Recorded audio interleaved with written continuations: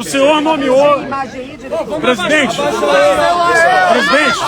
o senhor nomeou Geraldo Alckmin para a transição, nomeou os militares indicados por Lula, e agora eles estão vendo que... Gente, vamos calmar! Só um minuto, devagar. Uma declaração inicial.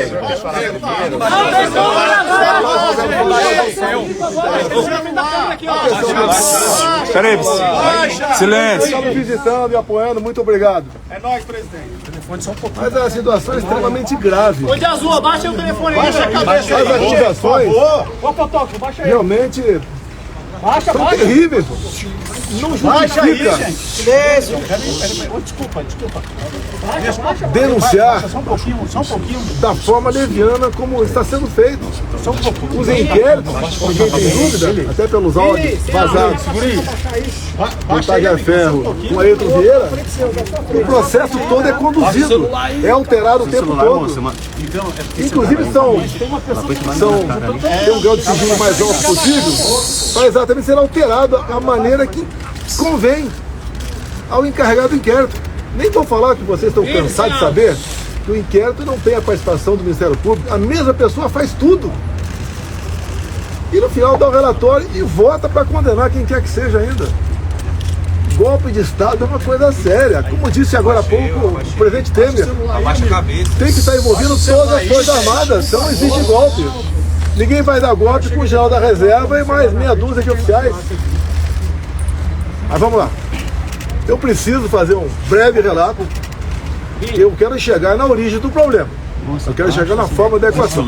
Primeiro eu passo a palavra para o doutor Paulo aqui, meu advogado, depois eu prossigo. Pois é, a defesa ela vê com muita preocupação o que está se passando hoje em relação a esse inquérito, que é mantido em sigilo a despeito de a Polícia Federal divulgar na sua página a relação dos indiciados e manter mesmo assim em sigilo.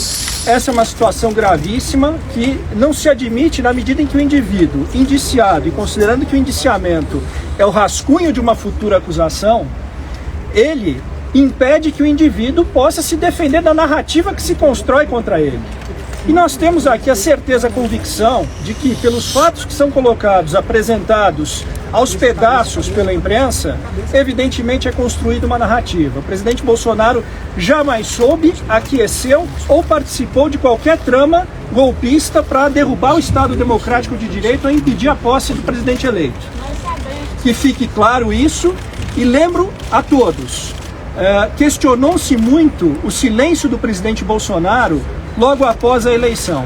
Não se manifestar em relação aos seus eleitores. Isso houve um preço político para ele, esse silêncio. Justamente não querendo insuflar qualquer manifestação mais agressiva ou violenta.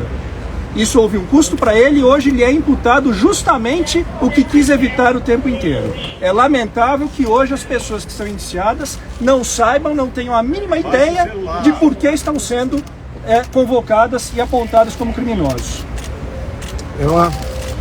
Nós temos que buscar a origem do problema.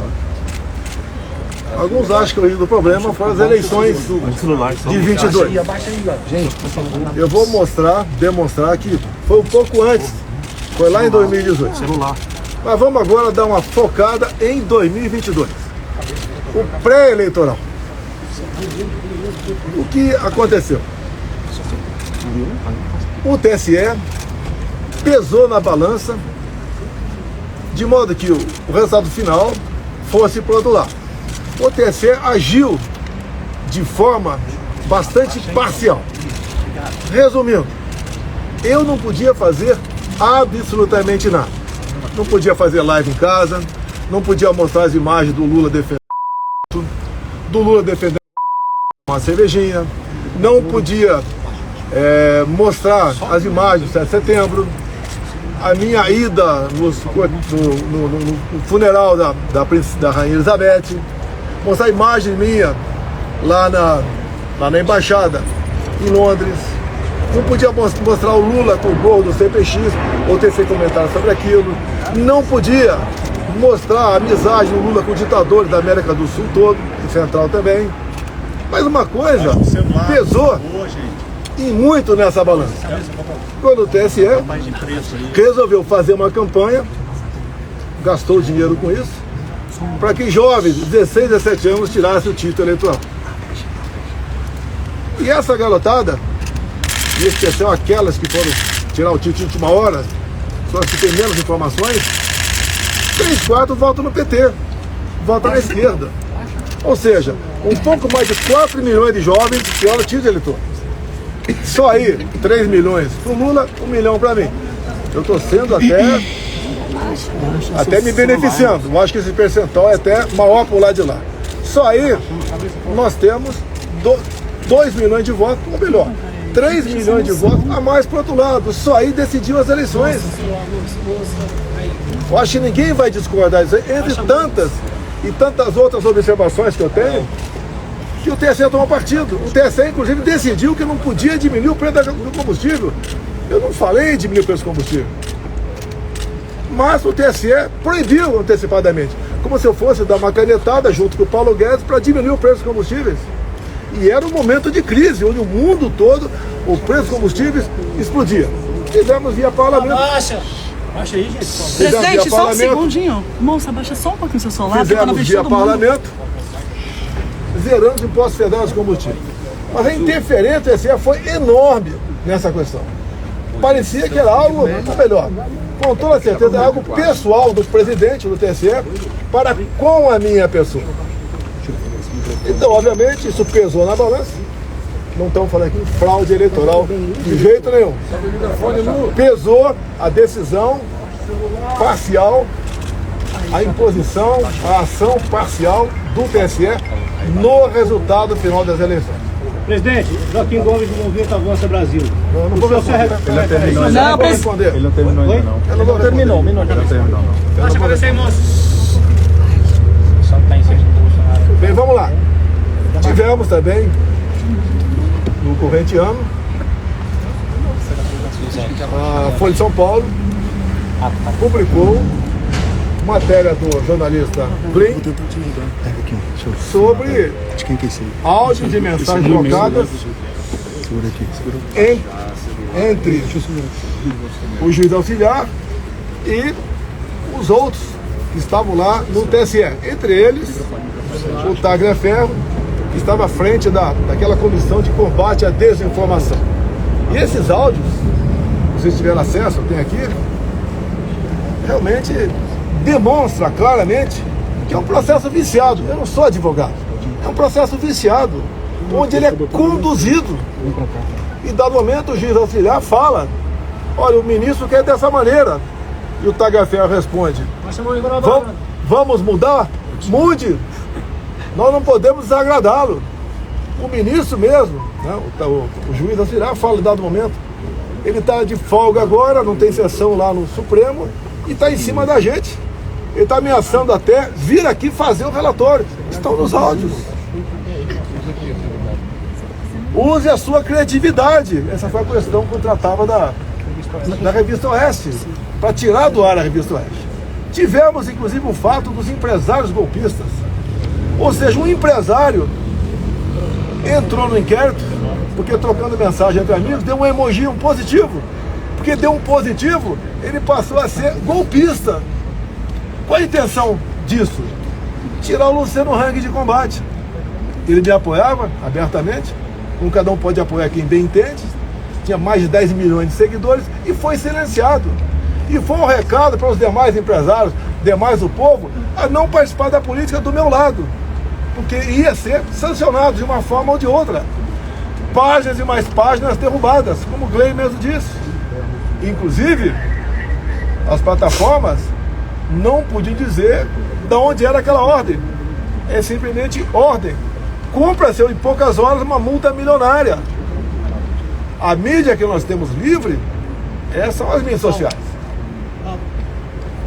Vocês podem ver, imagine se eu tivesse o poder do presidente do TSE naquela época, o senhor Alexandre de Moraes. E eu fosse investigar o TSE como ele me investigou.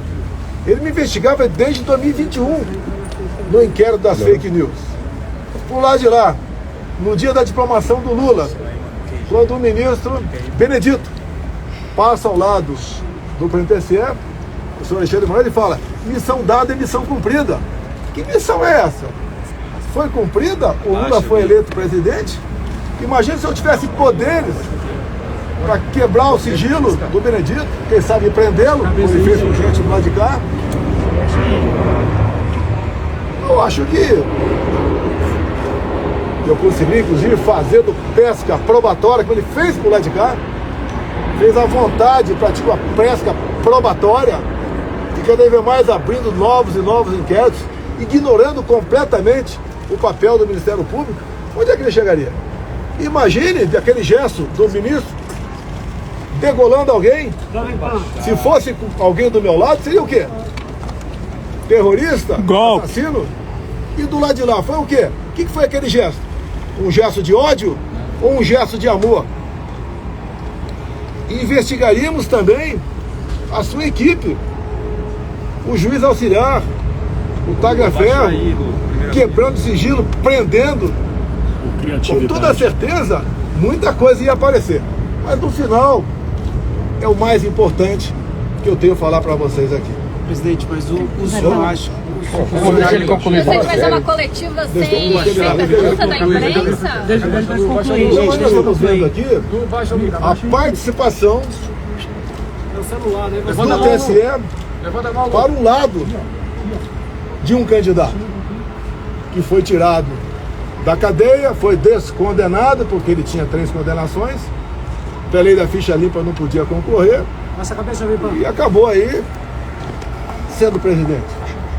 Também é bom falar aqui, estou inelegível por quê? Porque me reuni com embaixadores. E por que me reuni com embaixadores? Porque 2 meses antes, o senhor Fachin se reuniu com embaixadores também e terminou essa conversa com os embaixadores dizendo o quê? Resumindo, tão logo o TSE anuncia o resultado, os seus respectivos chefes de Estado deveriam ou devem reconhecer o ganhador das eleições. Ele já tinha a resposta, ele já sabia quem ia ganhar. Vamos lá. Nós questionamos o TSE. O advogado do partido peticionou o TSE, buscando uma maneira de sanar algumas dúvidas da nossa parte e algumas inconsistências. Nada mais justo o advogado fazer isso aí. Em poucas horas, o senhor ministro presidente indeferiu e nos deu uma multa de 22 milhões de reais, alegando litigância de má-fé e atentando contra o Estado Democrático de Direito. Isso é muito importante. Tudo se resume Estado Democrático de Direito. Próxima ação, recomendo o pessoal, se for mexer aqui em Brasília, né? Contratar um advogado, falar, se tiver alguma multa você paga, não vai ser eu não. Eu não tinha como pagar uma multa de 22 milhões de reais. Nem com o Pix todo que eu recebi. Essa multa é justa? Eita, tá caindo. Cadê a nossa OAB? Cadê o papel do advogado que está sufocado, que não pode exercer com a devida liberdade a sua profissão? Basta ver aqui, pessoas condenadas a 17 anos de cadeia, onde os ministros que julgaram e condenaram não ouviram a voz do advogado daquele cliente. Eu nunca vi isso na minha vida. Que estado de exceção é esse? Agora vamos entender aqui algo que é muito importante, que é o fecho final. Nós temos a solução para isso tudo. Então, eu questionei, através do partido, a vitória do Lula. 2018, quando eu ganhei eleições, algum partido me questionou? Algum partido questionou o resultado das eleições de 2018? Acho que você vai. Alguém sabe algum partido? Não. Nenhum partido questionou o resultado das eleições de 2018. Extremamente importante. Mas, após o segundo turno de 2018, chegou um papel lá no TSE e a senhora presidente Rosa Weber resolveu, isso é uma notícia de fato, né? Resolveu oficiar a Polícia Federal requerendo abertura de inquérito. E assim foi aberto o inquérito. 1361, novembro de 2018, PF. Então o inquérito foi aberto, eu não sabia. Fiquei sabendo 3 anos depois, que foi questionada a minha eleição. E o TSE deu uma celeridade enorme a esse inquérito. Na primeira semana, o encarregado do inquérito, o delegado da Polícia Federal, colheu informações dentro do TSE. Bem, eu não sabia, ninguém sabia disso, até que chegou o ano de 21. O ano de 21, o Parlamento, a Câmara dos Deputados Especial, voltou a discutir a PEC do voto impresso. Francisco. A presidente, a autora, Bia Kicis, deputada Bia Kicis aqui do DF. Ali então, alguém falou desse inquérito, 1361. E a comissão especial requereu, junto à PF, a cópia desse inquérito. E nessa questão, o requerimento foi aprovado por unanimidade. Todos os deputados de todos os partidos votaram sim para que a Câmara tivesse acesso ao inquérito 1361. Assim sendo, o inquérito foi entregue pela Polícia Federal para a Câmara e a Câmara distribuiu cópia a todos os deputados. E, obviamente, era um documento ostensivo. Até para mim chegou a cópia desse documento. E foi espalhado para muita gente esse inquérito 1361, novembro de 2018, PF, aberto de ofício praticamente, né? A pedido da presidente, senhora Rosa Weber, do Tribunal Superior Eleitoral. Aí começam os problemas. Por enquanto esse inquérito não estava tendo grande divulgação, mas o ministro Barroso foi na Câmara conversar com os líderes partidários. Os líderes no dia seguinte trocaram os integrantes da comissão e a comissão rejeitou dar prosseguimento à PEC. Bem, como independe isso apenas da comissão, o Arthur Lira avocou para o plenário, a plenário, apesar de ganharmos numericamente, não conseguimos os votos qualificados, né, para conseguirmos aprovar a PEC naquele dia da Câmara. Mas detalhe, depois da reunião do senhor Fachin com embaixadores, que essa política é privativa do presidente da República, não é dele, não é de nenhum outro poder, eu fiz a mesma coisa. Convidei os embaixadores e convidei, por ofício, ao senhor ministro Fachin a comparecer no Alvorada. Convidei ele para comparecer no Alvorada. E ali eu mostrei para os embaixadores o que era aquele inquérito ostensivo. Bem, no dia seguinte, chega-nos a notícia que o inquérito tinha acabado de ser classificado como confidencial, ou seja, secreto. Ninguém mais podia tomar conhecimento. E até hoje, se alguém falar alguma coisa do teor do inquérito, está em curso aí um crime. Eu não vou ser esse criminoso de falar para você que está lá dentro. Mas realmente, não é preocupante, é horripilante o que está nesse inquérito. 3 páginas deles apenas interessam. Só 3. Tenho aqui decorado na minha cabeça. Mas não posso falar. Tem de vista ele ser confidencial. E ali, esse inquérito 2018, as eleições de 2018 e não de 2022, bota um ponto final na confiabilidade ou não do nosso sistema eleitoral. Vocês viram há pouco tempo na Venezuela o voto impresso, que foi acertado no ano passado, Estados Unidos, Venezuela. E daí o Maduro fez o teste do voto impresso em dezembro do ano passado, onde ele pediu junto à população se podia ou não tomar as medidas cabíveis para ir para a Guiana e tomar a região de Essequibo. E ele faz uma demonstração ali, o Maduro. Olha, aqui são 5 perguntas. Vota sim, sim, sim, sim. Daí tem um papelzinho, tem país que não tem papelzinho e bota na urna. Bem, tivemos eleições na Venezuela. Voto impresso. Eu acho que não precisamos conversar aqui o que aconteceu na Venezuela. Inclusive, em dado momento, até o Maduro falou para o Lula, né? O Lula não quer reconhecer a Venezuela como o Maduro como legítimo presidente eleito. Ele falou, olha, a sua justiça eleitoral reconheceu a tua vitória. Por que você não vai reconhecer a minha vitória via minha justiça eleitoral? Bem, o Maduro apresentou aí, ó, as planilhas, né, os mapas, não apresentou nada e foi na mão grande, aí se intitulou vencedor das eleições. Mas não dá em jogo aqui não. A eleição na Venezuela, até o ano passado, era igualzinha do Brasil. Passou a ser, agora, começo desse ano, de papel depois de um acerto que os Estados Unidos queria comprar petróleo da Venezuela. Bem, agora, o que eu peço a vocês da imprensa? A imprensa, como advogado, é outro assunto. Via lá, peçam esse inquérito 1361/2018. Se conseguirem, só ligar para mim que eu digo qual é a página para vocês descobrir algo que é inacreditável.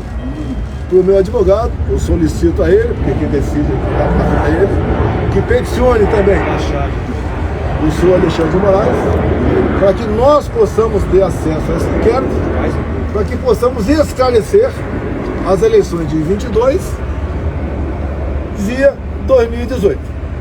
Isso é fundamental. Tem gente que tem dúvidas, né? E nós podemos dissipar essas dúvidas com um documento oficial produzido pelo próprio TSE, por iniciativa própria da senhora Rosa Weber, e pediu para a Polícia Federal, ou determinou, que fosse aberto esse inquérito. É por aí. Agora eu peço, estou fazendo pergunta, você está encerrando, vou ficar aberto a perguntas, e vocês pedirem via lá esse inquérito. Presidente, é a balada com esse inquérito que o senhor fala após a demonstração da Polícia Federal. Eu gostaria primeiro de perguntar para o senhor, a Polícia Federal indica o senhor como o senhor tendo conhecimento de um planejamento para um golpe de Estado no país. O senhor participou de alguma reunião? O senhor foi consultado? Houve o que a Polícia Federal está apontando? Olha só, não é porque o Temer disse hoje. O Temer disse hoje uma obviedade. Golpe de Estado tem que ter a participação de todas as Forças Armadas, senão não é golpe de Estado. Ninguém dá golpe de Estado num domingo aqui em Brasília com pessoas que estavam aí com bíblias embaixo do braço e bandeira do Brasil na mão. Vem usando aí estilingue e bolinha de gude, e muito menos batom. Não tinha um comandante para isso aqui. Você pode ver. Segundo a PF aí, um novo meio, né, conseguido via Israel, se for buscar imagens apagadas pela ajudante de ordem. Agora as imagens do Ministério da Justiça não aparecem. Se vocês pegarem bem o que aconteceu, 2018, o próprio ministro da Defesa disse que aquilo não era golpe. Depois Nelson Jobim, ex-ministro do Supremo Tribunal Federal, também disse a mesma coisa, depois ele voltou lá atrás. Aí disse a mesma coisa. Agora tem uma pessoa de peso também dizendo isso aí. Vamos tirar da cabeça história de golpe. Ninguém vai dar golpe com o João da Reserva e mais meia dúzia de oficiais. É um absurdo o que está falando. Da minha parte, nunca houve discussão de golpe. Se alguém viesse discutir golpe, podia falar, tá tudo bem, e o after day? E o dia seguinte, como é que fica? Como é que fica o mundo perante a nós? Agora, todas as medidas possíveis, dentro das 4 linhas, dentro da Constituição, eu estudei. Presidente. Teve plano ou não, presidente? O senhor tinha conhecimento desse plano ou não? Oi? O senhor tinha conhecimento desse plano? Zero, golpe zero. Presidente, sai da aparência da revista Oeste. Presidente. Inclusive na Alvorada. A palavra dele é muito comum, até a imprensa mesmo.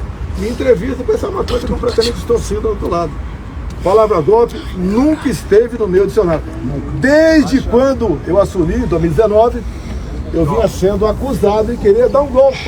Vocês lembram daquela dita sessão secreta com os ministros?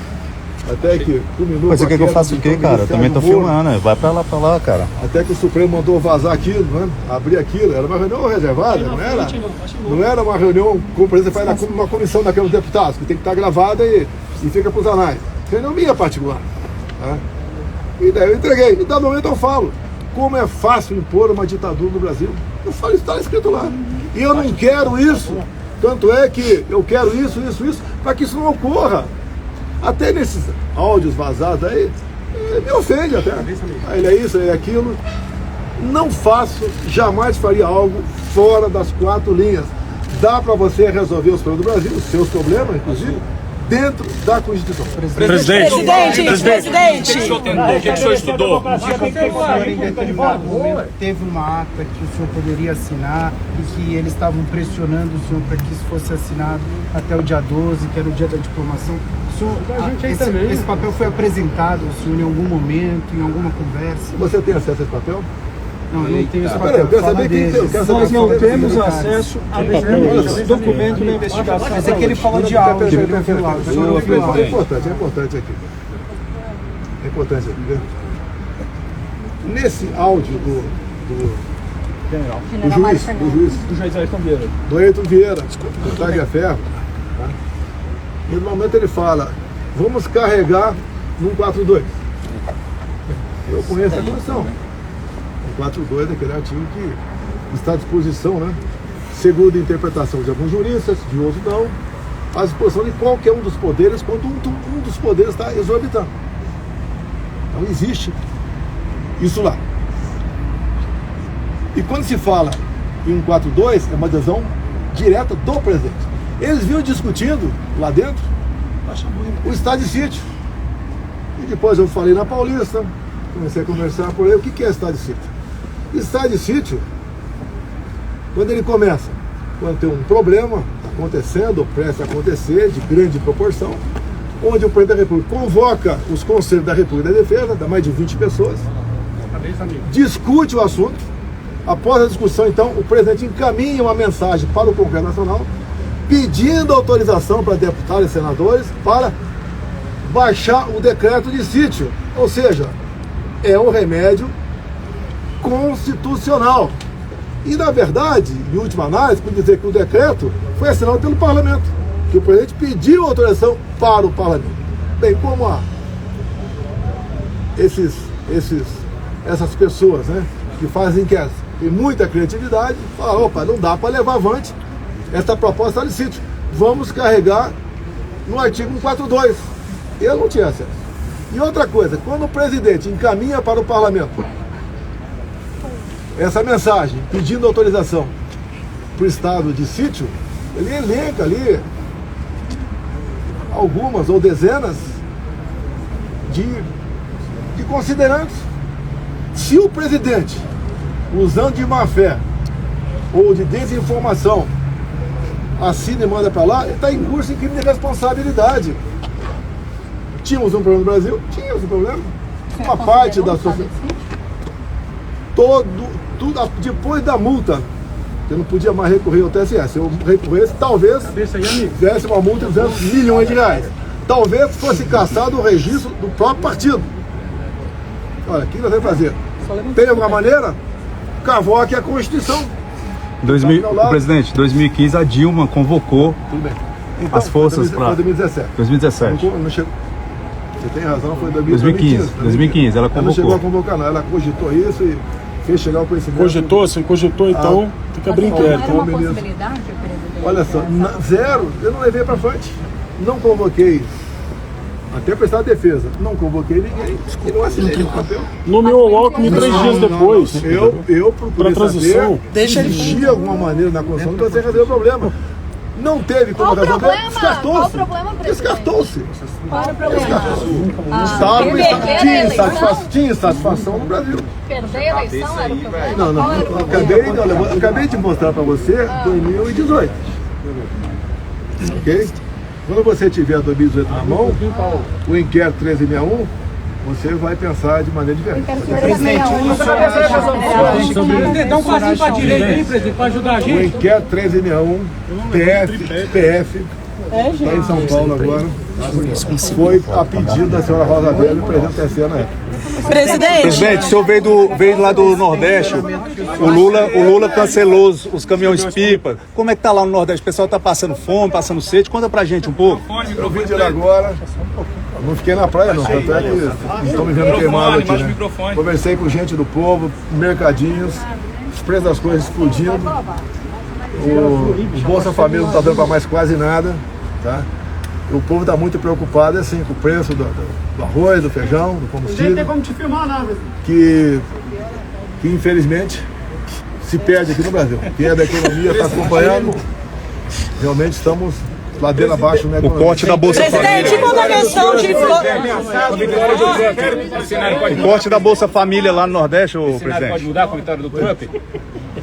Estados Unidos é um maior país, a maior economia do mundo, maior Forças Armadas do mundo, projeta um poder, e o Trump tem uma mania de liberdade. Você pode ver o que ele sentiu na pele, enquanto presidente da República ele teve sua conta derrubada no Twitter, dá para imaginar. Tá? E, obviamente, ele está assumindo agora. O Elon Musk está com ele, agora é X. Tá? E não nem entender, ele está preocupado com a liberdade no mundo todo. Ele não... Podia até alguém perguntar para ele o que ele achou da eleição no Uruguai ontem. Presidente! Então a preocupação dele é com a liberdade e ele não quer. Eu entendo que ele não quer que a América do Sul aqui fique vermelha. Presidente, a questão do PL da anistia, presidente. Como é que tá? A gente teve essa questão que ela parou. Eu conversei com o Lira lá atrás. Conversei com o Marinho pode falar também, até o Flávio tem conhecimento. Não tínhamos clima para... Podíamos aprovar na comissão, não teria clima para aprovar no plenário da Câmara. Então, via comissão, você pode convidar pessoas a participar. A ideia de parlamentares trazer aqui para a comissão e audiência pública, sabotagem, e audiência pública, por exemplo, aquela senhora de Ji-Paraná, Rondônia, que tem 6 filhos, menores de 10 anos, e o pai está condenado. Está foragido, mas está condenado. Queremos ouvir o familiar de quem está exilado no momento na Argentina. Mas, gente, do inquérito, o senhor vê ameaçado o PL da anistia?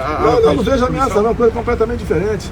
Olha, a anistia 79, tá? Eu estava no Exército, já era tenente da ativa. O que foi anistiado é crime de sangue, terrorismo, bombas, gente condenada, veio gente do mundo todo para cá, em especial de Cuba. Então foi feita, gente que virou presidente da República, a própria Dilma Rousseff, ela foi condenada por várias ações. Você é candidato em 2016. Você está sem água até hoje. Presidente que jogou nas 4 linhas da Constituição. O que o senhor faria diferente a favor desse sistema aí? Olha, continuaria dentro das 4 linhas. O perfil dos ministros palacianos seria mais político, tá? E faríamos um contato melhor com os demais poderes e com a imprensa brasileira. Presidente, o senhor falou em 2016, o chefe das Forças Armadas, o general Pedro Gomes, disse que teve essa apresentação. Conversei com eles, com todos eles, em mais de um momento. Conversamos tudo sobre o Brasil, sobre as Forças Armadas, os projetos das Forças Armadas que tem um andamento, que poderia ficar, o que poderia ficar. Quem queria continuar na presidência? Olha só, vamos supor até que fizesse uma loucura. Como é que fica o Brasil no dia seguinte? O mundo levanta barreiras contra a gente. Vira um inferno aqui. Ninguém quer isso daí. Uma loucura falar em golpe, meu Deus do céu. Loucura. Golpe com um general da reserva e 5 oficiais da ativa. Pelo amor de Deus. E outra coisa, golpe existe em cima de uma autoridade constituída, que já tomou posse. O Lula tinha tomado posse, ninguém tinha tomado posse, só se for em cima de mim, igual. Qual a expectativa sobre a manifestação do PGR? O senhor acha que vai ser denunciado ou não? Eu espero que... O Procurador-Geral da República é alguém que preza pela sua biografia, uma pessoa extremamente respeitada, e nós temos a convicção de que ele terá toda a cautela ao analisar esta investigação. Esperamos que o MP tenha uma participação que não pôde ter ao longo do tempo desta investigação. Inclusive, na gestão anterior, por diversas vezes houve pedido de arquivamento de inquéritos que foi simplesmente ignorado. Presidente, segundo o Nicolas Ferreira, a 2026 tem 3 opções: Jair, Messias e Bolsonaro. É isso mesmo? É um jovem inteligente, já tem uma projeção nacional, só não é candidato ao Senado porque não tem idade para Minas Gerais. Tem falado de ser candidato talvez ao governo do estado, vamos conversar com ele. Então o garoto, de vez em quando peca, né? Quem não peca? Eu no tempo dele, eles pecavam muito mais do que ele. Né? E ele tem um grande futuro deputado federal por Minas Gerais, assim como outros pelo Brasil. Presidente, quinta-feira vai... Aqui até um aqui, ó. Esse é um legado Zuco vai ser o líder da oposição, presidente? Quinta-feira tem audiência pública do voto... Contagem pública dos votos. Pública de votos. Você acha que é a melhor alternativa para o Brasil? Olha, esse inquérito vai esclarecer. Por favor, não esqueça desse inquérito. 1361, tá? Eu acho que toda vez que você possa botar uma barreira a mais de segurança, o sistema eleitoral é bem-vindo. E não pode, quando alguém questiona alguma coisa, alguém lá ó, fazendo usando a força do poder, simplesmente ignorar e multar. E quem falar é cadeia. Até está tentando contra o Estado Democrático de Direito. Presidente, depois da matéria do Fantástico, mostrando vários áudios que, de certa forma, inocentam o senhor, de que o senhor sempre quis jogar dentro das 4 linhas, hoje a imprensa aparece dizendo que, na verdade, tem 3 outros inquéritos, incluindo o da vacina. Ou seja, daqui a pouco estão até desarquivando o inquérito da baleia. Eu queria perguntar para o senhor, como líder partidário, afinal de contas, o senhor está aqui com vários membros do seu partido, como é que fica a imagem do país, a confiança para investir no país, na sua visão de ex-presidente da República, se o PL da anistia poderia, inclusive, contribuir com o atual governo? Como é que fica a imagem do país com essa confusão? A nossa ideia, de todos os parlamentares do meu partido, de hoje temos conversado, é que a anistia é pacífica. Eu vou dar agora uma opinião para vocês, cada um pode ter a sua opinião. Essa historinha de assassinato de autoridades, no meu entender, foi jogado para dar uma demonstração que, olha, jogamos fora das 4 linhas. Eles jogaram, mas foi por evitar um mal maior. Não cola isso daí. Não cola isso daí. Não sou jurista. Quando é que começa um crime, quando termina? O Dr. Paulo pode falar melhor do que eu aqui. Mas no meu entender, nada foi iniciado. Não podemos começar agora a querer punir o crime de opinião ou o crime de pensamento. Presidente, o senhor chegou a ouvir um plano de matar ou prender o presidente? O senhor tinha conhecimento, como disseram que o senhor tinha, presidente? Jamais. Dentro das 4 linhas não tem pena de morte. Mas a prisão, por exemplo, algumas situações. Presidente, tem alguns conflitos, alguns problemas. O senhor acha que, de certa forma, essas questões motivaram essas trocas de mensagem? Olha só. Desde 2012 eu defendo o voto impresso, defendia como deputado federal. Já teve emenda minha aprovada. Presidente, o A plano de Dilma golpe vetou, nós derrubamos o veto. pelos cabelos. O Supremo disse que era inconstitucional. Você acha que vale a pena? Agora, quem entrou com uma ação na justiça eleitoral para então não elegível foi o Carlos Lucas. Uma zoeirinha. Exatamente por causa do voto impresso. Se você pegar há 4 anos atrás aproximadamente, o horário das inserções partidárias, o Carlos do PDT, ele vai à televisão e fala claramente: sem voto impresso é certeza na fraude. Ele fala isso. Vários outros parlamentares apresentaram projetos nesse sentido. Presidente, Donald Trump. Agora, a eleição... Deixa eu terminar. Está terminando. Você tornar alguém inelegível porque critica um sistema eleitoral, não tem cabimento. Parece que aqui é a Suíça. Tá? Se bem que lá não tem Presidente, iam arrastar o Alexandre de Moraes pelo cabelo? Por favor. Ô, presidente, tem... Não, gente, é sério, a gente está trabalhando aqui. Presidente, aumenta... As pessoas que estão próximas ao senhor são perseguidas. Inclusive os militares, até mesmo o povo brasileiro. Eu tive a notícia agora do Van Hatten, que ele foi indiciado por ter criticado o Fábio Chora na tribuna da Câmara. Ele acabou de mandar uma mensagem aqui no Zap para mim, eu estava no avião quando eu recebi isso aqui. Presidente, um parlamentar. Inclusive o artigo 53, pessoal, tem ali um pronome indefinido, quaisquer. Eu cheguei na Câmara em 91. E ali tinha esses problemas sempre, né? O que pode e o que não pode falar o deputado. Daí alguém apresentou uma emenda e foi acrescido o pronome quaisquer no artigo 53 da Constituição. Então os parlamentares são invioláveis por quaisquer das suas opiniões para voto. O que é quaisquer? Quaisquer. Não tem limite. Então é esse indiciamento do Barrato, que ele me disse agora há pouco, também entendeu? Aí sim, é um ataque ao parlamento brasileiro. Presidente, existe uma perseguição política com a direita? Perseguição. É uma perseguição? Perseguição, sou perseguido o tempo todo. O senhor teme ser preso por perseguição, mas eu posso ser preso, sair daqui. Presidente, Você pode ser preso. presidente, Deuseres do IDL Foco tá aumentando a invasão de terra no Brasil através de pedidos de quilombolas, MST. Como que a gente faz aí quando você assumir em 2026 aí para regularizar? A paz no campo. Boa. Glória a Deus. O nosso ministério demos 420 mil títulos, definitivo ou provisório. Tirou o gás da liderança do MST. Não pegava mais esses caras, jogava em cima de um caminhão para invadir um pedaço de terra na frente. O parlamento nos deu o porte estendido para o homem do campo. E só podia usar arma dentro da sua casa, passou a poder usar arma em todo o período da sua propriedade. Acabou! Acabou! Quanto a demarcações, valia um capítulo com vocês, como eu gostei de discutir com vocês. Quando começou a indústria da reserva indígena em 92, Yanomami, como começou isso tudo. É inadmissível tu ter 14% do território brasileiro demarcado como terra indígena.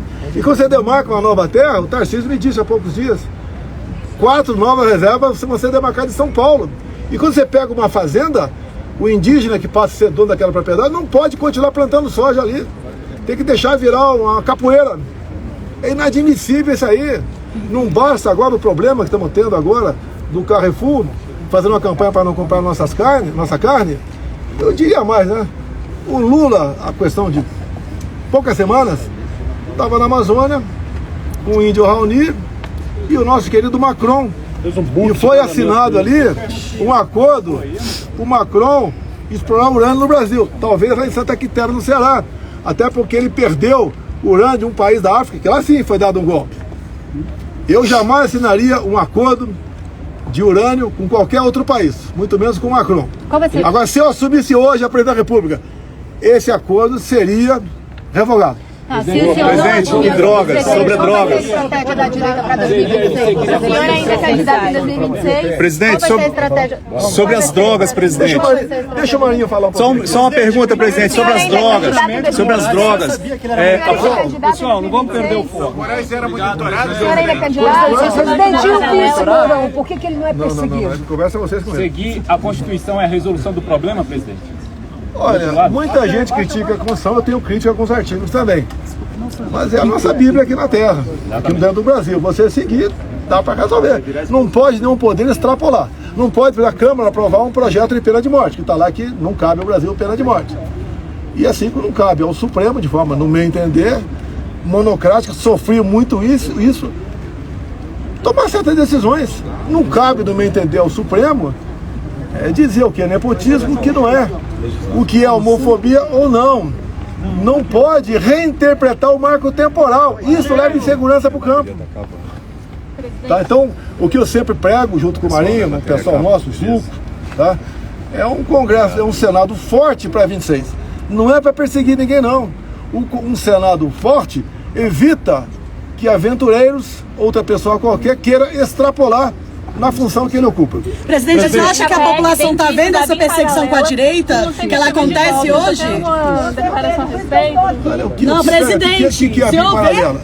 É um programinha de computador que permite saber onde você está, mais ou menos. Chama-se First Mile. Primeira milha. Uma milha são 1.609 metros. O local mais preciso é na Paulista, dada a quantidade de antenas repetidoras. Então, em média, 600 metros. Não grava ninguém, mas nada além disso. Que é isso aí? E outra coisa, tem algum relatório para alguém decidir onde estaria aquela pessoa? Não, o que me interessa saber, por exemplo, na presença? Onde é que vai estar tal deputado? Se está na Bahia ou está no Rio Grande do Sul, me interessa saber isso aí. Então por que o programa existe? Foi comprado do governo Temer. Podia perguntar para ele. Presidente.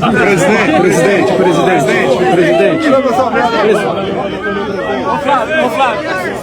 Tamo junto.